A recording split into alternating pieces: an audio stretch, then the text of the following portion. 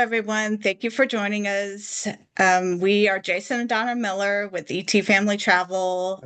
We have a travel blog called Pursuing Travel with the Millers, as well as a YouTube called Pursuing Travel with the Millers. And on our YouTube, every Tuesday, we have a series called Culinary Adventure. So basically what that is it will have different videos of different types of food that we have tried around the world. And some of them are good and others are not so good. So, I mean, you'll have to watch the videos and see. Also on Sundays, we have virtual vacations, which is basically videos with nice like music behind it, basically to ease you into your week with a relaxing video of different destinations we've been to, of either sunsets or waterfalls or different things that are just relaxing. Basically, we have mountains, we have all kinds of things. So that's a good thing that we also do. And this is our Wonder Wisely series. What this is to give you information about destinations and different providers in order to make it easier for you to wonder wisely, as in knowing more about the destination or more about the provider that is providing the stuff, as in like a cruise line or whatever. So we are going to be doing this at least once a month. Sometimes we do it more often, but thank you all for joining us. Okay. Thank you, Donna, for telling us a little bit about everybody about what this series is about. So, a little bit about a couple of other things. Just a note: a if you are interested in group travel, and meaning with group travel, it's you're able to travel on a discounted rate. Then we are starting out some different series that are where we're trying to organize. Some of them we will be coming along with you to help the travel experience be a better experience, more seamless kind of experience. Some others we can just organize your group, like we've organized a great Alaskan cruise group that's coming. We're not coming along with that one, but we're looking at a Columbia river cruise. So meaning Columbia as in the country, it goes from Cartagena to Barranquilla. That's a group cruise. And when you book into the group rate, you don't have to hang out with the group all the time or even any of the time. You don't even have to see the group if you don't want to. That is up to you, basically. But if you want to join in an activity or meet up with the group, but it's a discounted rate, basically, is what you will get, plus some extra amenities. So we're looking at a Super Bowl group.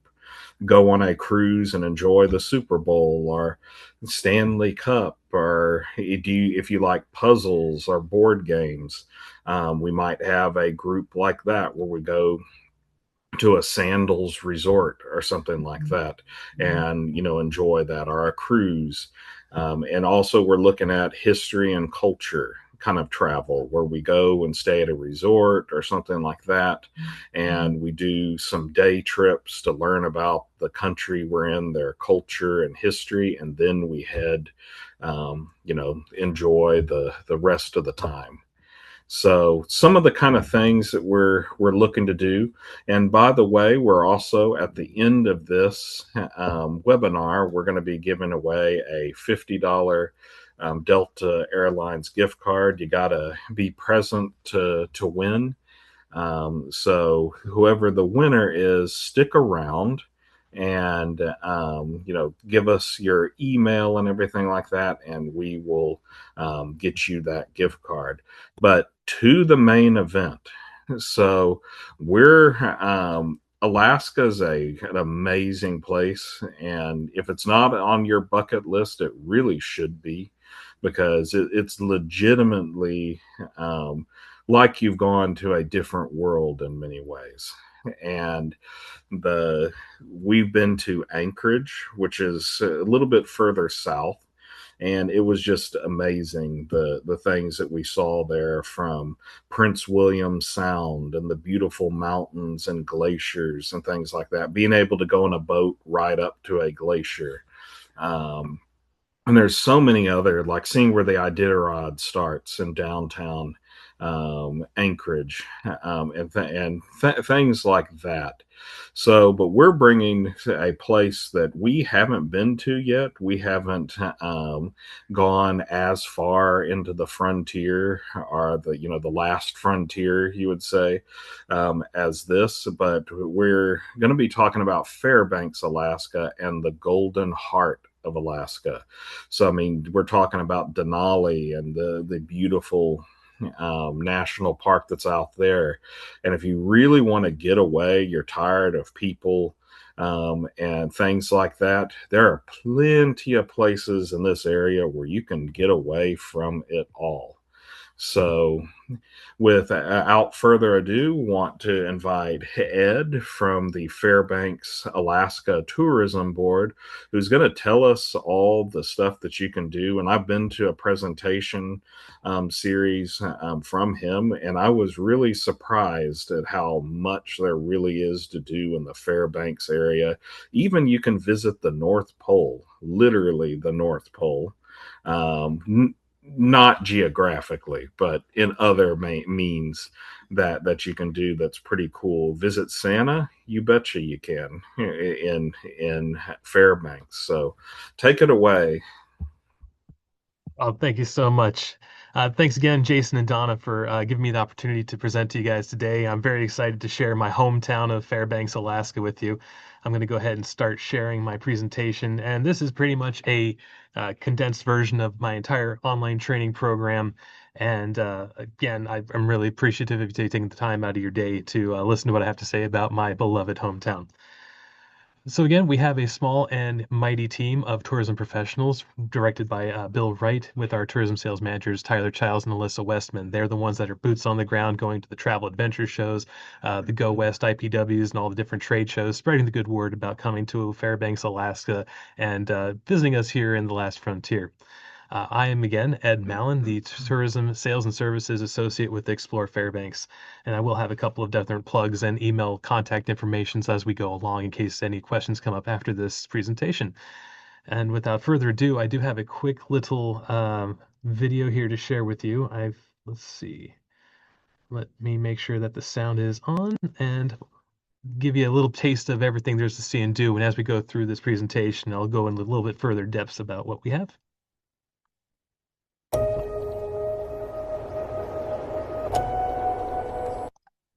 Oh.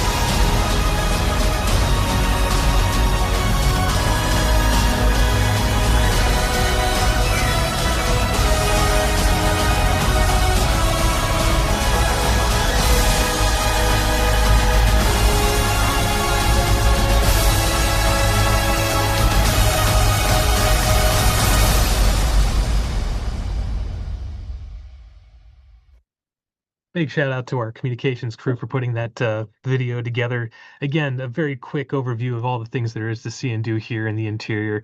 As we have been referenced a couple of times, we are the golden heart of Alaska here in the interior of Alaska, and we have basically 5 different zones in the state. As we are so massively large, we have Southeast Alaska, which is the location of a lot of the inside passage and cruise patterns that come through. We have South Central, which is home to Anchorage, which is the largest city in Alaska, which houses almost half the state's entire population.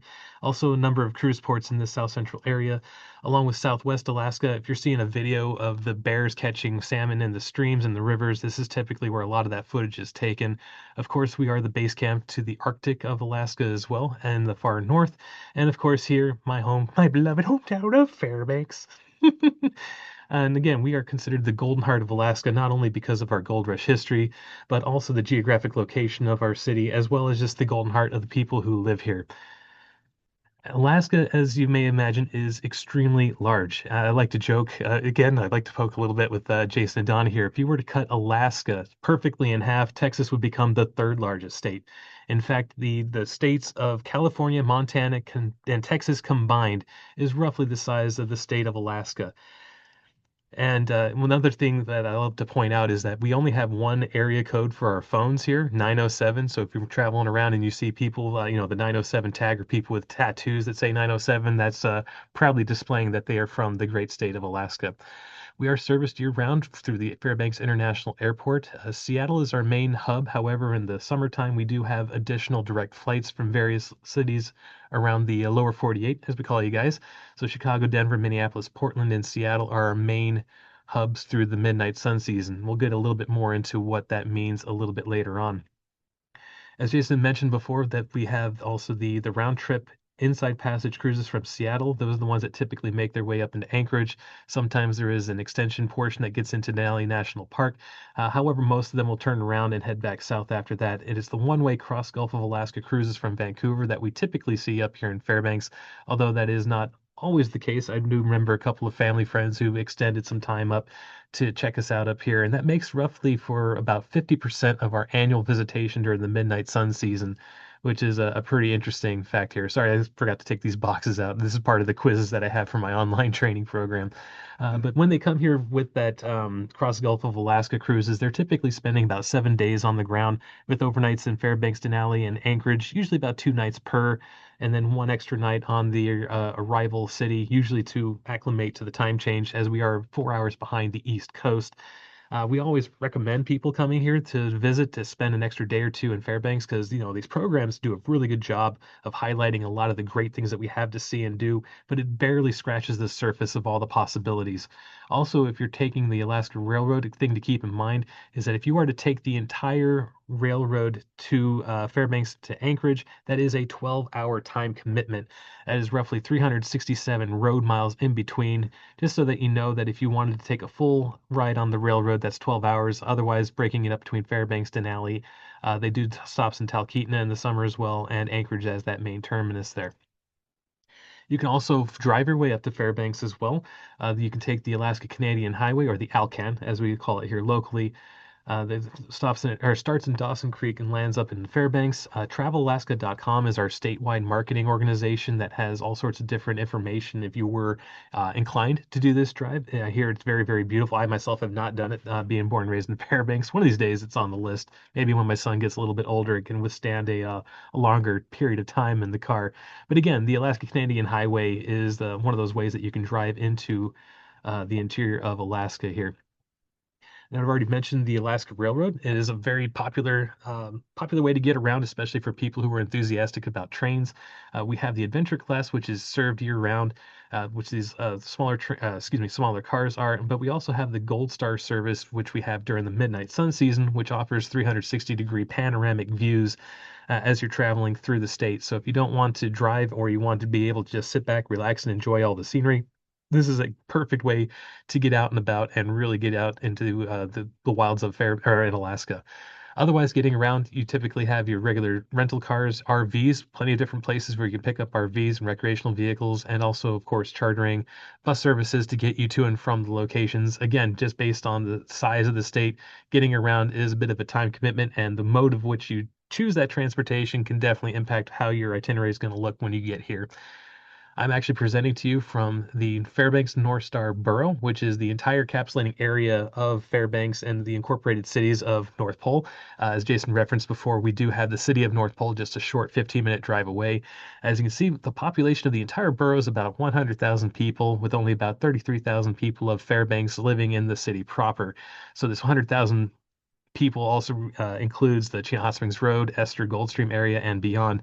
Another fun fact I love pointing out, just the massive size of our area here. The Fairbanks North Star Borough is roughly the size of the state of New Jersey. Oh, I took away that box there. But just keep in mind, I think we're about 12 square miles bigger than the state of New Jersey, and I just love pointing that out. Again, not too far away, the city of North Pole, where I actually graduated from North Pole High School. And at one point, we did have a fellow on the North Pole City Council whose name legally was Santa Claus. Someone told me to put in Santa Claus on the write-in ballot, and I thought we were just having fun, not realizing that I was actually voting for a man literally named Santa Claus, and he did a pretty good job up on the city council. And didn't hear of any scandals or any tomfoolery, so that was a small favor. Did a pretty good job, but again, it's a nice little city to come out and visit. You can go out and meet Santa's reindeer, get a selfie with them. It's a great place for aurora viewing during the aurora season. Of course, we have the park where you can kind of go for a photo opportunity. And also, I've referenced the Hot Springs Resort, which is also a short drive away from Fairbanks proper. It's about 56 and a half miles or so. We usually recommend about an hour and a half to drive out that way because it's great for wildlife viewing. During the winter season, it is very icy and snowy, so keeping in mind that, being safe on that road is very, very important. And once you get out there, there's all sorts of accommodations, restaurants. You can do equipment rentals all year round. They do have an ice museum that is 100% made of ice. And again, very great place for aurora viewing. And they have a plethora of winter and summer activities. So that kind of gets, a little encompassing of what's in the near and about area. And actually, from this point on, from right now, I am presenting to you from the Morris Thompson Cultural and Visitor Center, which is right on the outskirts of the downtown Fairbanks area, which is one of the places that we recommend people to make their first stop when they come here. You'd be surprised how many people come to Fairbanks and not understand what there is to see and do. They'll come here and say, "Hey, I have 5 days. What do you got for me?" And we have visitor community engagement specialists in the exhibit area and down in the welcoming area that are more than happy to put together a little program for you and give you more information about what there's possible to see and do. Again, we have the Alaska Public Lands information for national park information. We're only closed on Thanksgiving, New Year's, and Christmas, and we do have gift shops available here. And every second Friday of the month, we have a Alaska Native gift shop, pop-up gift shop that happens where local Native artisans will come out and sell the wares that they've made themselves. A lot of interesting and excellent beadwork and types of jewelry, birch baskets, and all sorts of really neat stuff. Golden Heart Plaza, right downtown Fairbanks, is another place that people can go to and visit pretty much year round. In the summertime, we have live performances, we have restaurants, accommodations, and excellent shopping. And another fun thing I like to mention here in Alaska, we do not have a sales tax in most of the communities. The city of North Pole does, and one or two other communities on the road system do have a tax, but by and large, as you're traveling around Alaska, you do not have to worry about the extra added cost of a sales tax, which is a lot of fun and great. I've already referenced that we do have a number of museums to visit. We have a transportation museum that will be coming online here very, very soon. It was the former Antique Auto Museum, but they've since merged into an organization with a couple other local organizations, and they're on the way this summer. We're hoping maybe late in the summer, we'll have a brand new transportation museum to show off to everybody. And of course, we have the Natural History Museum, which has all sorts of really neat art. And another new thing that's coming very soon is they have added on a planetarium to this building, and it's supposed to be coming online also this summer. So a lot of really neat new things, especially if you've already been up to Fairbanks and you'd like to, revisit. We do have lots of new stuff to explore and really check out. And so I'm going to kind of go into a breakdown of the different seasons that we observe here in Fairbanks. We have three of them as opposed to the usual four. The midnight sun season, where the sun literally barely just sets and it stays light all night long. It gets dusk and then it gets light again. Once that's over, we get into the aurora season where it becomes dark enough at night to observe the northern lights or the aurora borealis. They mean the same thing. But basically, during the midnight sun season, you cannot see the aurora at all because it is too bright during the night. One of the conditions of seeing the aurora, it has to be dark outside. So August 21 to April 21. Obviously, August through September, if you don't want to come during the dead of winter where it's super cold, or colder, I should say super cold. But at any rate, you can come at the latter part of the summer and the early fall and still be able to do summer activities and observe the lights when they are out. And of course, if you wanted to come in for a winter adventure, you can always go into late October, early November, and that runs till late March, early April. Each year is a little bit different. This year it's been more particularly cold. This morning when I woke up, it was about 30 degrees below zero. But as I am sitting here presenting to you, it's actually warmed up to, what are we at, -20 degrees. So we do have a bit of a temperature swing here in March. February and January are a little bit more consistent as far as the temperature. But then again, regardless of how cold it is, there are a few tours that have temperature cutoffs, but that by and large, we don't let any of that affect us. So let's go ahead and dive into a little bit more for the midnight sun season. The average temperature right around 70 degrees Fahrenheit, 21 Celsius. We have over 70 days of perpetual daylight. There's going to be a couple of photos in here. I'm going to say like this was done in the dead of night and it's still bright as day out. And again, we have our average temperatures and daylight hours over here. Of course, with June 21st being the summer solstice, the longest day of the year. And this gives us the opportunity to have a very short but powerful growing season. So a lot of the restaurants that you'll see around town will have this Alaskan grown emblem, which means that they're sourcing a lot of their fruits and vegetables, herbs and spices from locally sourced areas here in town. And also, there's a couple places in town where you get the T-shirt, and I love wearing my Alaska grown everywhere I go. Again, being born and raised here, it's just kind of a point of pride for me. And of course, we have the different events that we have during the midnight sun season, starting off with our spring migration celebration. So we have a lot of migratory fowl that will come up. They'll make their stop here in Fairbanks before continuing up into the Arctic to do their business up in that area there. Again, one of my favorite times of year is the summer solstice, where it simply does not get dark at all during night. We have a number of events that happen around that time frame. And July is when it starts to really peak as far as our temperatures and how warm it gets. And of course, we have our Golden Days, World Eskimo and Indian Olympics. And then again, August, the midnight sun season begins to end as the nights start to grow longer and, of course, flip into the aurora and winter seasons. So again, the Midnight Sun festivities, the Midnight Sun Run, which is a 10K fun run. I remember running it one time. I had 5 people dressed as Smurfs, full blue body paint up to head to toe with the white pants. And on the other side, I had a bunch of airmen from Eielson Air Force Base running in formation on my other side. It's just kind of kooky. Some people show up in outfits and elaborate costumes. Other people take it seriously and go running and actually try and go for the best time. Around that same time, we have the downtown fair where the entirety of the first, second, third, and sometimes even fourth Avenue is shut down to traffic, and all these little pop-up vendors come out. Lots of good fair food, lots of really interesting ways to get gifts around that time. And we also have a baseball game that starts at 10 o'clock at night, runs sometimes all the way till 1:30 in the morning. As you can see, there's no need to turn on these lights because it is still bright as day out all throughout the entirety of the game. Once we get into July, that's when we start celebrating our Golden Days heritage with the Golden Days Fair celebration. That is a event put on by the Fairbanks Chamber of Commerce, fairbankschamber.org for more information. It's a week-long celebration of all of us appreciating that we are here because the finding of gold. We do have a rubber ducky race, a street fair, and all sorts of other events that happen throughout the week. Around that same time, we also have the World Eskimo Indian Olympics, where people from all over Alaska come together to demonstrate their durability, their dexterity, their pain endurance, and their overall agility and strength, showing how strong they are and how well they are able to survive out in the bush off the road system, where basically everything that you have to use is anything you can find out there in the wilds, out in the bush. Again, this is a great cultural experience, especially during the nights when they have the regalia and the pageants. They have salmon gutting competitions to see who can gut a salmon the quickest. Stuff like that. It's just a really interesting event. We used to actually do these things in gym class in middle school and high school as part of the observance of that culture. And I always used to enjoy that part of gym because it's the things that you just typically don't do in any other sports otherwise. Again, Alaska Native culture is everywhere throughout the state. Every chance you get it, anywhere, if you're in Anchorage, Denali, Talkeetna, Fairbanks, or beyond, always make sure to stop in and check out their cultural centers because of where they live. Their culture has developed in a different way, and each different culture has their own take on surviving in Alaska, and the camaraderie that everyone has as a community is just electrifying, for lack of a better word.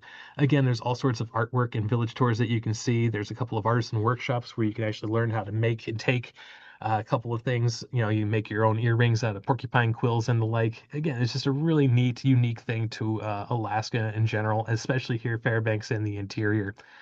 As I referenced before, we have a gold rush history. So back in 1902, Felix Pedro, an Italian immigrant, found gold about 20 miles north of where I'm sitting right now.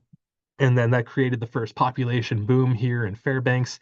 And of course, even today, you can go out and pan for gold in a couple of different ways. There's one place that has set tour time where you hop on a train. They give you a bunch of videos about, how they used to go looking for gold, the different types of methods that they would use, and then they sit you down to teach you how to pan for your gold, give you some time in their gift shop to go and buy some tchotchkes, and that's your day.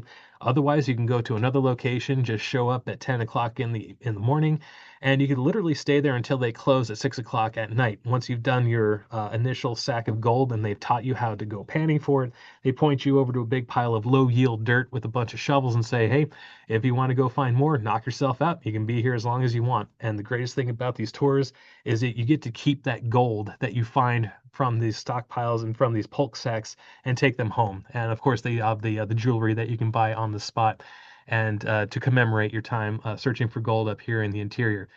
And I've threw this in because it's one of my favorite stories of Fairbanks. So back in 1906, there was a fire that started in the dentist office, May 22nd, 1906. And the fire had spread so quickly because everything back then, Fairbanks was only 4 years old. Everything was made of wood, and they were building these structures close together to conserve heat for the wintertime.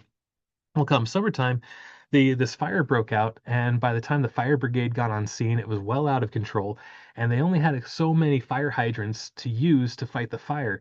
Unfortunately, with using all the fire hydrants at once, they were unable to keep the water pressure up because they were using a wood boiler to keep the water pressure up.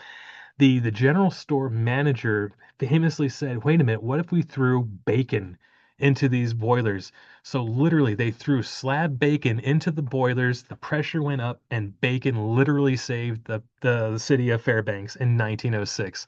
One of my favorite stories. We actually had a bacon festival way back when. It's one of my life ambitions to bring it back and have a bacon festival that we do every May here in the interior. So one day, if I ever get that to pull off, I will totally let you guys know and have you guys come up and have a bacon festival with us here in Fairbanks. Sorry, I digress. It's one of my favorite stories about being born and raised up here. We do have a place called Pioneer Park. Likely the name will be changed back to Alaska Land. It is kind of flip-flopped over the years as people have been kind of contention. There's been some contention of what it should be called locally. Right now, currently, as I understand it, is still called Pioneer Park. And this is a location where you can go down and see all the historic buildings that are still survived up to this day. There's a church that still has wedding ceremonies. Judge Wickersham's house. Wickersham, of course, is one of the people who signed the Alaska, or was drafting the Alaska Constitution back when we were still a territory before we gained statehood in 1959.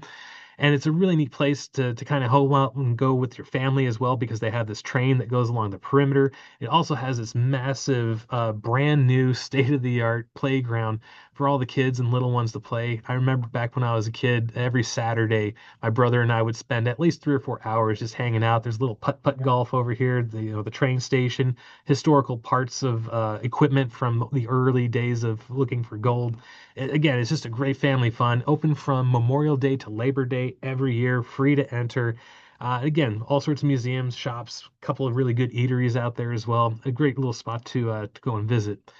And of course, we have the Chena River that cuts Fairbanks directly in half. So we have all sorts of different river and lake activities. We have everything from tours and excursions to just going out and renting equipment on your own, floating down on the river. Another fun fact I love bringing up is that we have well over 3 million lakes here in Alaska. I believe we only have I think it's 1,200 named lakes, or maybe it's 2,200.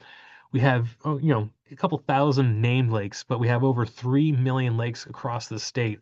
So it's very easy to drive in any direction from Fairbanks and get out to your own little personal puddle, bring out your kayak, your canoe, even a paddleboard, and go and hang out. Again, we do also have tours that will go up and down the river, so you're kind of sharing it with everybody. But again, on a nice clear day, this was a photo I took out at Chena Lakes with one of my cousins who was up visiting. It's just places that you can go where there's no one else. Again, if you want to, get escape the hustle and bustle of seeing everybody out and about, Fairbanks is a great option. And again, we do have the set tours. There's also guide services that will take you outside of the city limits, outside of the borough. There are fishing tours that go out for the salmon. That's, again, much, much further away from Fairbanks because salmon are pretty beat up and battered by the time they make it to us here in the interior. And you can also charter services if you have, a wish to float on the Yukon River, or if you have any kind of aspirations of going into a native village and going out on the rivers out there as well.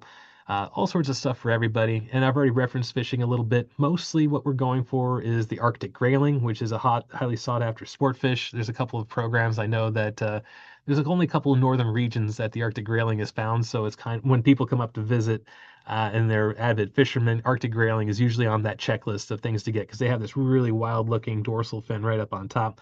Otherwise, it's mostly various trout species and burbot. Again, typically salmon are not the ones that we're going for. If you're looking for those trophy salmon that have, up to 30, 40 pounds, they're not typically the ones that we're going after here. We do have various salmon species in lakes here, but those are stocked by a local fishery, and they're not the salmon that you were probably envisioning. So just to kind of manage expectations, if you're an avid fisherman coming up here to the interior, chances are you're going to probably be aiming for that Arctic grayling. Camping and hiking is some of my favorite things. On the hiking, the higher up I can get, the more 360 panoramic view I can get, the better. That is my favorite thing to do is find a nice high open spot and to go kind of wandering around and checking it out. Again, gear rentals if you want to go camping. There's a couple places you can get bear cans to store your food to make sure that the bears do not, one, you're not attracting them, and also two, you are not allowing them a free meal and making them complacent about being in humans. Feeding the wildlife is a big no-no up here because once you start feeding them, they start relying on humans and they start having more human interactions. Statistically speaking, the more interactions that you incur, the more likely something bad's going to happen. So we typically want to make sure that people are properly outfitted when they're going out to explore the wilds. Again, you can drive 15 minutes in any direction from Fairbanks and you're pretty much out of town and in the middle of nowhere. And we have all sorts of different types of trails. So we have the easy, flat as a pancake trail. And again, the ones that I really enjoy are the difficult ones that kind of get you up and about with those 360 panoramic views. That's my absolute favorite to go out and do. When you're out and about, you definitely need to keep an eye on wildlife. During that video I showed you at the top of of this presentation, you probably saw at least about half a dozen moose being featured in there because we see moose all the time here. Actually, just 2 days ago, right across the river from where I'm sitting, we saw a moose just kind of hanging out and eating some of the trees. You're going to see them more oftentimes than not, especially in the winter time, because most of the other animals are either hibernating or they're out weighing about, maintaining their food source. As you travel around on the highways, caribou are also pretty well seen. As I mentioned before, we do have a migratory fowl refuge where there's all sorts of different types of birds that come visit us every year. And during the summer, in the midnight sun season time, we do see the occasional bear. Red fox are also pretty active throughout the year as well. But for seeing the most concentrated wildlife in the area, you'll probably want to do more with the Denali National Park and away from the city because the animals typically don't care for humans. So when they hear us coming, they typically turn around and go the other way. So just kind of keeping in mind as you're traveling around. And again, Creamer's Field is that location out where they have the little migratory wildlife refuge here. And the reason that the birds conglomerate or congeal over here is that every year in the end of April, they remove all the snow and portion of this area here, and they put about 3 tons of barley out here, give them a free meal so that they know that there's a safe place for them to kind of go in and have a free meal before they make their way further up north. And that's mostly because the Fairbanks International Airport and the Fort Wainwright airfields want the birds to go into the central location. That way that we don't have entire flocks of birds flying in the path of incoming aircraft, either at the airport or at the airfield out on the military base. So it's done intentionally so that they kind of divert away from commercial traffic and military traffic, making sure that everyone stays in the air nice and safe. And that kind of brings us over into the end of the midnight sun season, into the aurora season. Again, August 21st to April 21st is the time frame that we have identified as the best time to come to Fairbanks to look for the northern lights. We've seen them, on August 20th. We have seen them on April 22nd. But, for planning purposes, the darker the sky, the clearer the sky, the better chances you're going to have. And it's just basically one of those things that if you people always ask, when should we go and see the aurora? And we always tell them, what do you want? Or we ask them, what do you want to do during the day? Do you want to go out on a riverboat or do you want to go onto a dog sled? So it's like, kind of, it's very much a nighttime activity. And we're a great location to see it because we're under what we call the auroral oval, which is this area over the circumpolar north where the aurora is actually being created. And we're also an inland location, so we're far away from a lot of the weather patterns that you'll typically see from the ocean. So we also have the Brooks Range to our north, and we have the Alaska Range to our south, kind of shielding us from a lot of that extra weather pattern that typically stymies a lot of our competitors, such as Reykjavik, Iceland, and a couple other places in the northern regions over here in Europe. Kind of referenced that a little bit. Oh, maybe I didn't. Reykjavik, I believe, is the other place that's right on the same latitude with us. And again, because they're an island and a lot of their viewing is close to the ocean, they do tend to have more weather pattern variations than we do here. And we have a number of different tools to kind of guess and guesstimate and kind of foresee what could possibly happen. These are not always the most accurate because Mother Nature just kind of does what she's going to do, and we just kind of have to bear and grin it. I've gone out on a KP0 and seen amazing aurora, and I've gone out on a KP7 and seen nothing at all. The one way to know for sure, or to help yourself to see the aurora is one, you got to stay up late. Typical aurora tours will run from 10 p.m. to 2 in the morning. Getting away from the city lights, although not 100% necessary, it definitely helps. As you can see from this photo down below, you see this light here in the corner. You have amazing aurora out here, fine. But again, with the city lights, they tend to show up a little bit more on the photography if you're trying to do a really impressive aurora shot, and also searching for 3 nights minimum. Giving yourself more nights, of course, gives you the higher chance. We never ever say you have a 100% chance to see them. It's not realistic. If you search for 3 nights minimum, you on average have about a 90% chance to see them. Again, the more nights you dedicate for searching and actively searching to get out there, the better chance you're going to have.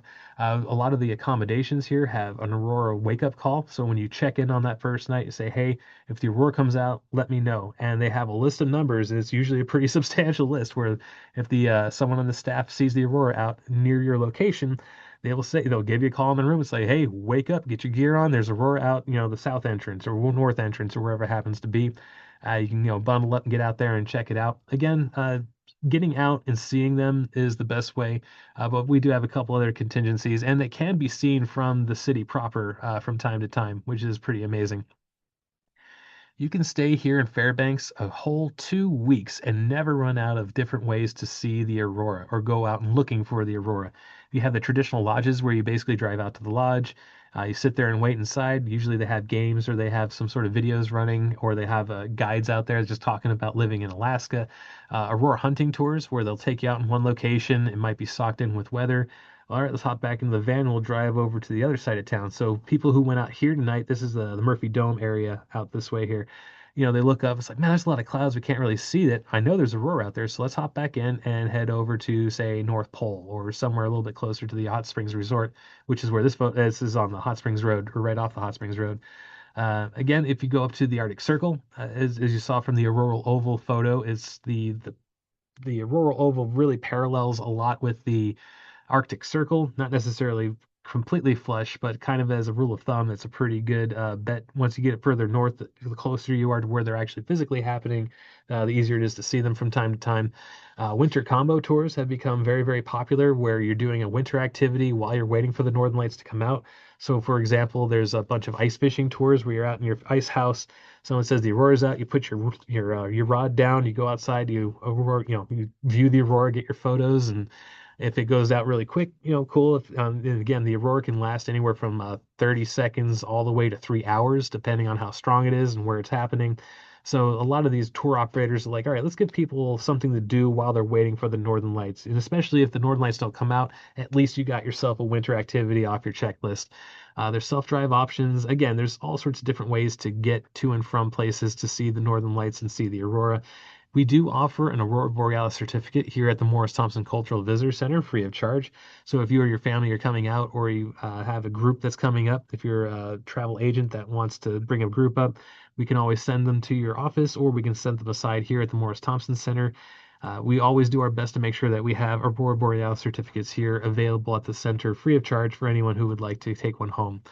And that segues us right into our winter season, which overlaps our Aurora seasons. So late October, typically we're getting the first batches of snow.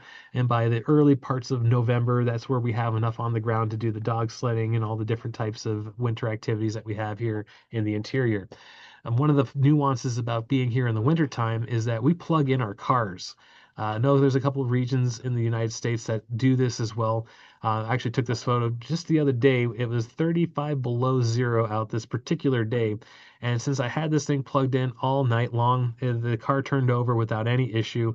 Again, it gets so cold to the point where the engine block can freeze, the oil and the fluids in the battery can freeze, making it really hard to start your vehicle. Sometimes the vehicle will not start, depending on how cold it is.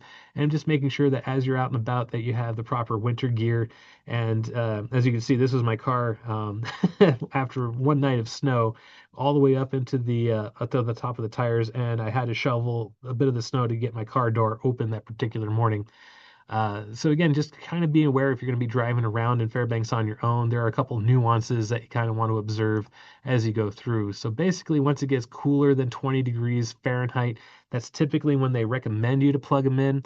Usually, anywhere from 0 to -20 and beyond, you definitely need to have it plugged in. Otherwise, chances are there's a possibility your vehicle will not start.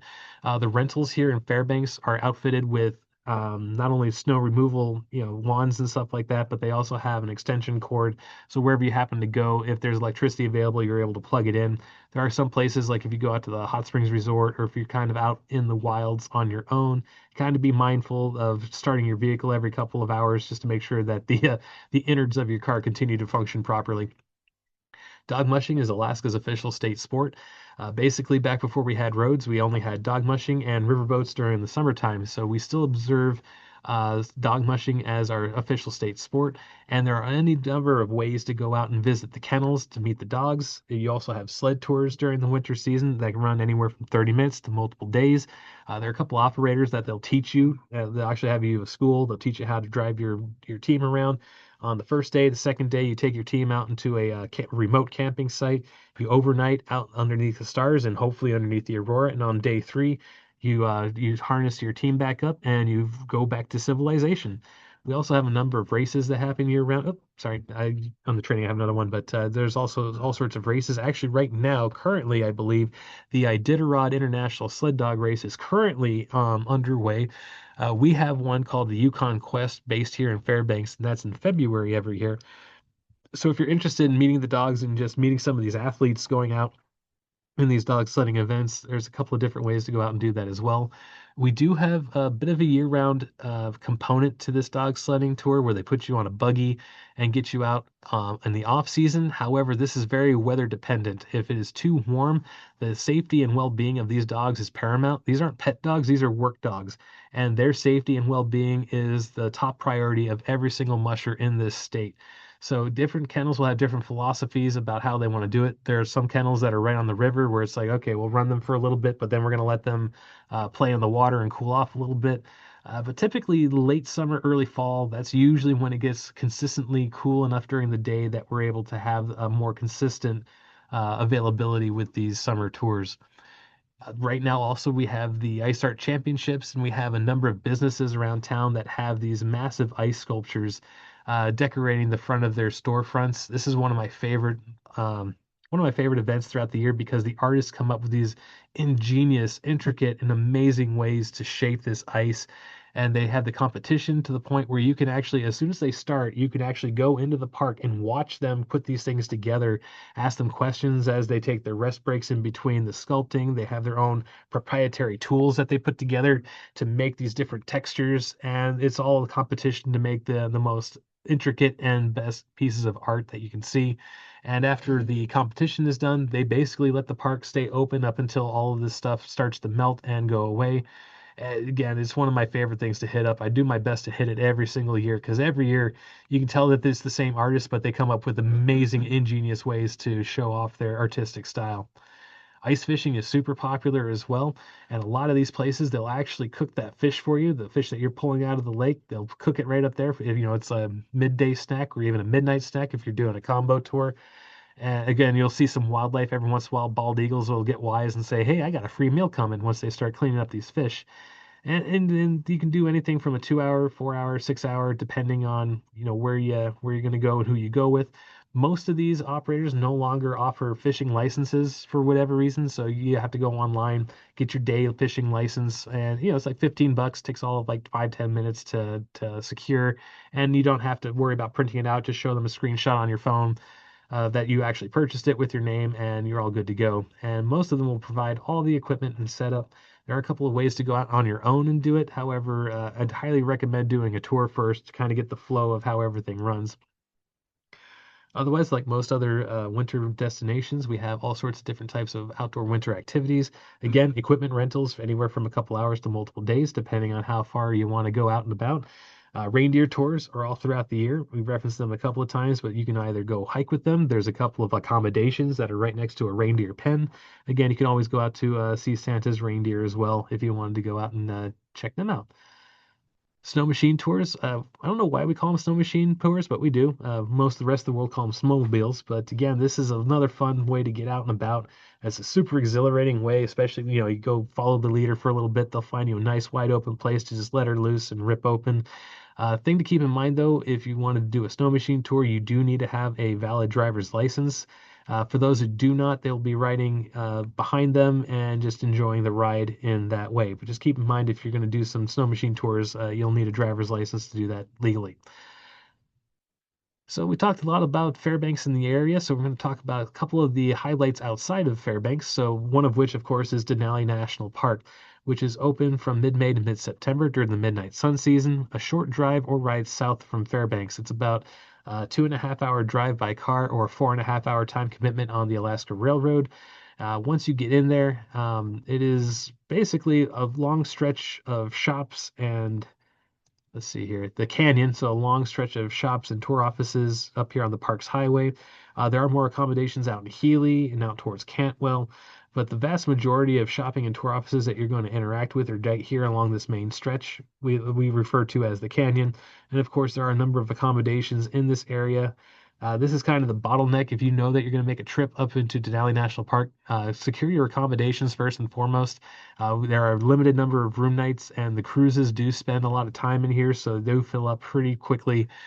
So the more lead time you have as for arranging your accommodations in this area, the better off you'll be. And the actual park into Denali National Park the park road into the national park is just another mile down the road, down the park's highway here, and that leads you out to a lot of where the bus tours are happening, where the shuttles are.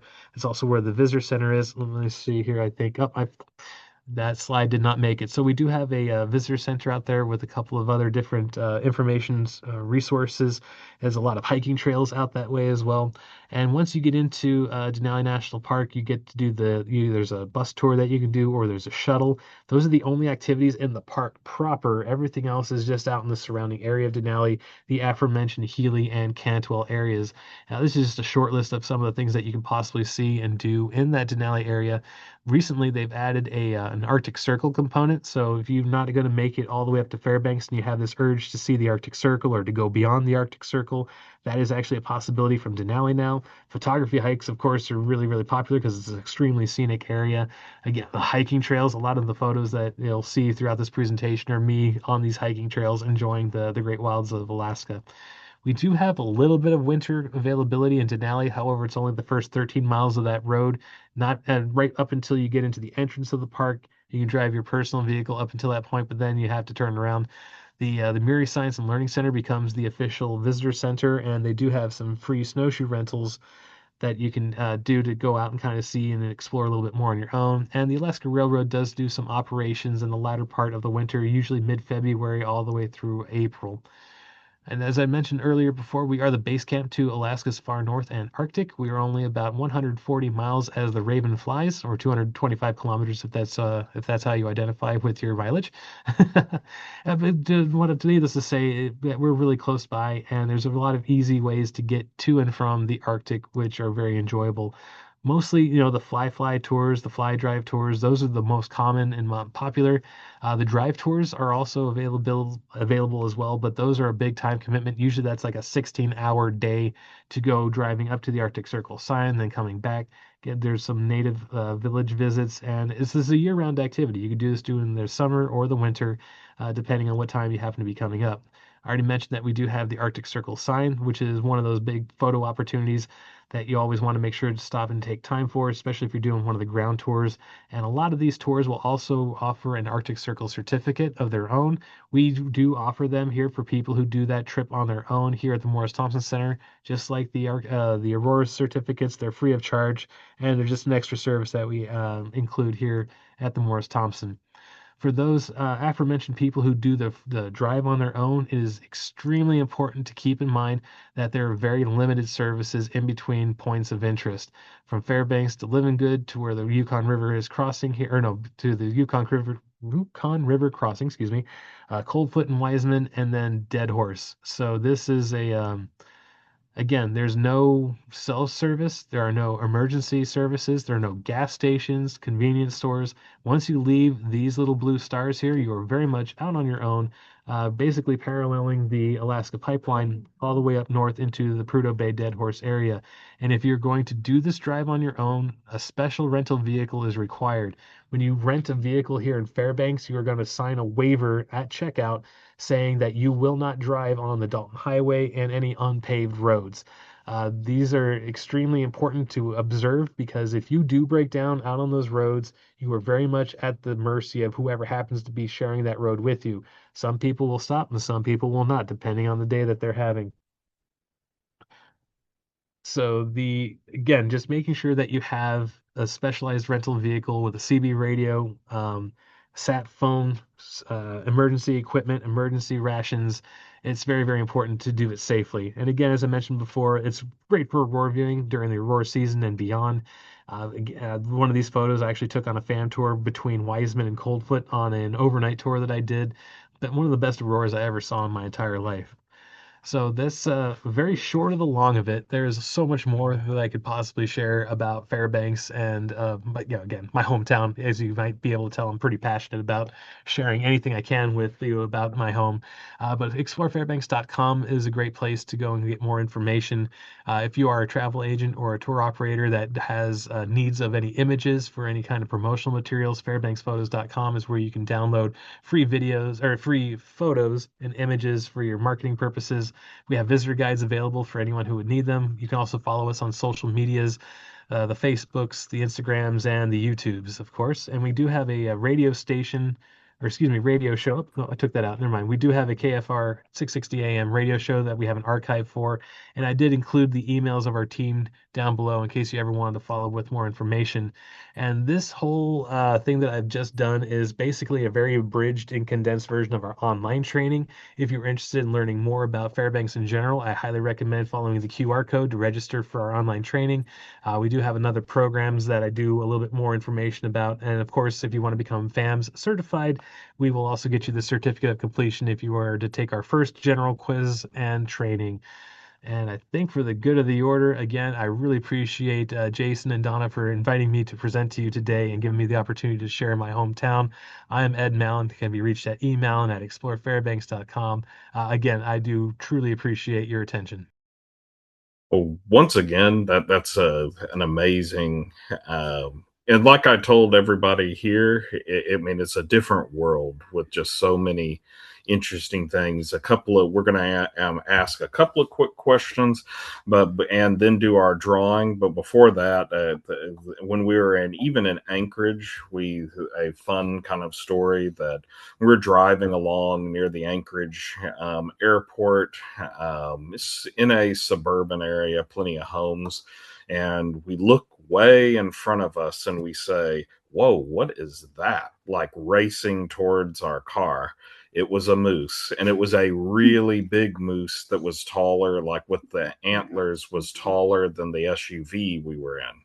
So, and it was running right towards our car. So we took a immediate right, to get out of its way, not knowing what's going to happen, and see it run through the intersection. Man, head on out. There are people walking, walking with a stroller, kind of looking like, huh, okay, that was kind of interesting. There's this moose that just ran by. So, um, it's just an amazing place. You have to go there to really, see what you see it all.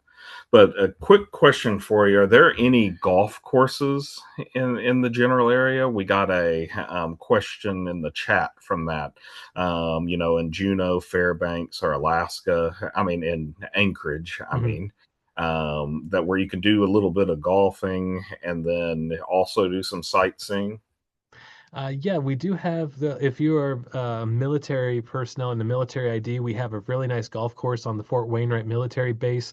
We also have the Midnight Sun golf course just off of the Chena Hot Springs Road. It's another 18-hole course.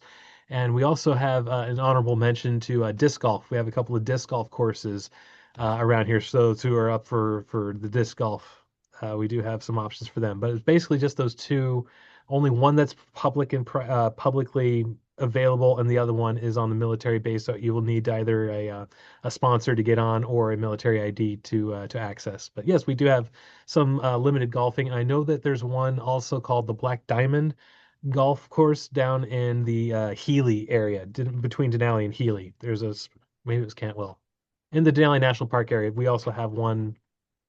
Black Diamond, it's called. I know it's called Black Diamond. I can't remember what side of the road it was on, though. But yes.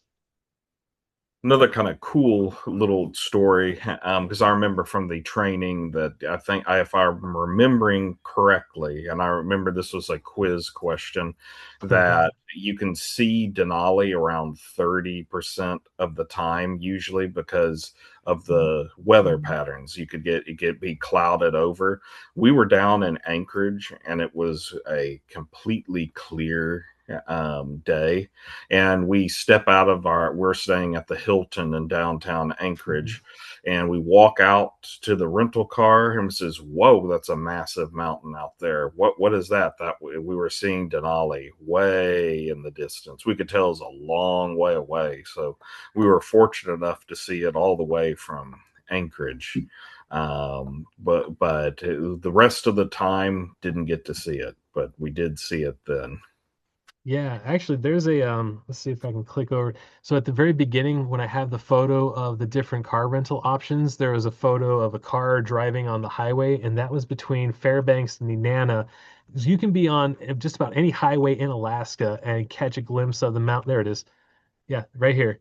I had just passed Nenana and I noticed it's like, hey, look at that. And on a clear day, it's loud and proud. But again, 33% of the year, it is visible. For the rest of the time, it's clouded over with its own weather patterns.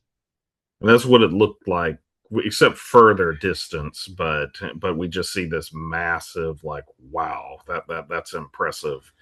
Another question that we have, and is for those guests who really want to see the northern lights, Mhm. but don't like the cold. Yeah. What would be the best kind of option for those kind of guests? The last part of August, early part of September. Usually, the further into September you get, the cooler it gets. But I mean, we're still averaging, highs of upper 50s, upper 60s on any given day. The first week of September is typically when the leaves are changing color. So if you wanted to see the seasonal, color changing of the leaves on top of not being able to, or not being frozen cold, looking for the northern lights. So and any basically up until October, so any time from August 21 till about October would probably be your best bet. Most of the summer activities do end at the end of September, but if you're just interested in seeing the town and seeing all the general stuff, you can go all the way into October before it gets truly, truly cold and winter officially begins. And there's, do you have any of those dome like where it almost looks like an igloo, but you can Yep. sit in there and it's kind of warm inside and uh, Yeah, so we have the Borealis base camp is an accommodation where they actually have it looks like you're on Mars. It's like a big dome area and they use helicopter windshields, like a decommissioned helicopter windshield that they put in together. And they do have aurora viewing and those locations. It's a bit more of it's a spendy endeavor, but they do have those available. And there's also a Wildings hotel whereas basically basically your entire room is just glass wall, so you have 360, well, almost 360 view of everything surrounding in the area. That's also an option. Um, I know they were talking about putting cubes out there as well at some point. I don't know how far along they are in that. And I think there's one other option along the Chena Hot Springs Road that also offers, I don't know if they're domes, but they're very much like they're very similar to the dome structures, but slightly different.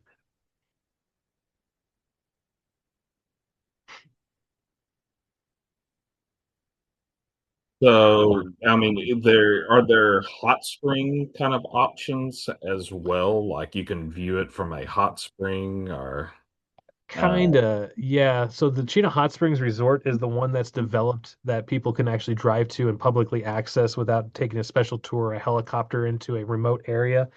Um, in my entire life, I have seen the aurora from the actual hot spring once, and that was very, very lucky because the wind was keeping all of the steam from the hot springs out. Because typically, when you're out there aurora viewing that time of year, there's a lot of steam coming off of that water because of the difference of temperature outside versus the 104-degree water you're in. But from the resort itself, I mean, you can go and soak in the hot spring, and then you get out, and they have a couple of aurora viewing options on the property. Again, it's about an hour and a half away. It's about 100 kilometers, 56 and a half miles away from town. So you're really much in a little self-contained area when you're out at the hot springs resort. And it is a great place for aurora viewing during the season. Yeah. Well, any other questions for before we announce the drawing winner? Because I've spun the wheel and we have our winner, but any other questions before we finish things out here? And you can put it in the chat if you happen to have any questions. So, um, and once again, you can always ask Ed. He'd be more than willing to help us as well. I mean, we have a plan to we want to go visit Fairbanks ourselves because that's an amazing like the you have to try the winter activities and things like that. We were up in Calgary over New Year's and we went snowshoeing. We put on crampons and walked on the ice lakes and did all kinds of little activities like that. And it was just a lot of fun, unique, and things like that. So, another question just came in. When is the Denali Park open? Is this particular question because it does close down during the winter? Right. Yeah. So usually, oh, sorry, I had a little feedback there. So usually mid-May, May 15, I think, is the usual day where almost all of the shops are open. They do have a couple of cruise patterns that come through a little bit before that, but like mid-May and then September anywhere between September 20th and September 25th, depending on where that last weekend of September lands, is typically when they start closing everything down. And then anytime after that, you'll see everything is boarded up. Even the gas station doesn't remain open. Everything is boarded up and closed. So Healing and Cantwell become the only two places to stop and rest and get any kind of service after that date.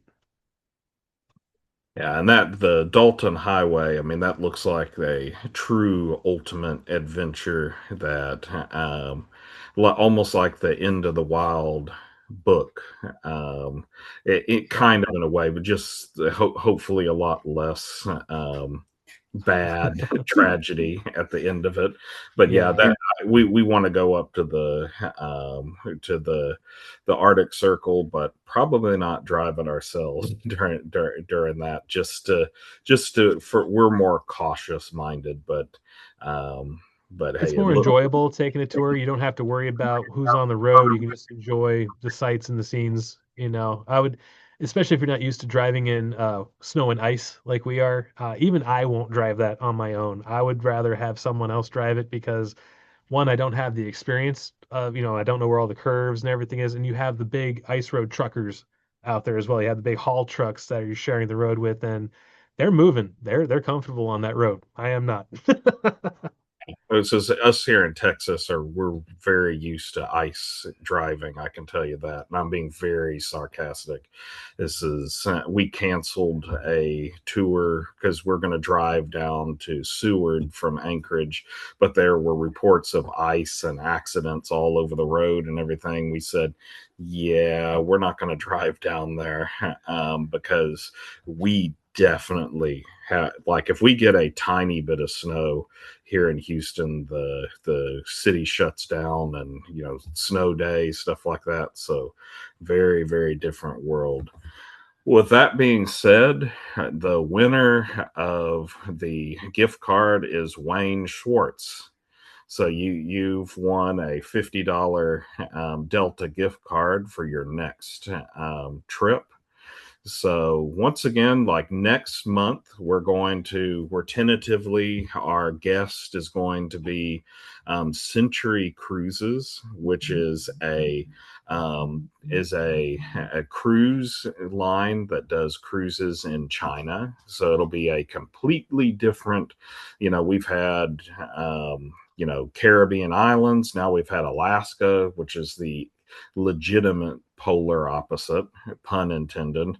And then you look at going to China, and in May we tentatively have Barbados, so heading back to the heat. Which I get enough heat here, but the Caribbean heat's a little different. So once again, a wonderful presentation on Fairbanks. Definitely give it a look, because as you can see in this, there is a lot more to do than you would think in the area. The training just really opened my eyes to, wow, it's a place you don't necessarily hear a whole lot about, but it's a place that you should be hearing about and put on your bucket list. So thanks again, and you all have a good rest of your evening. And Wayne, we will get your gift card out to you.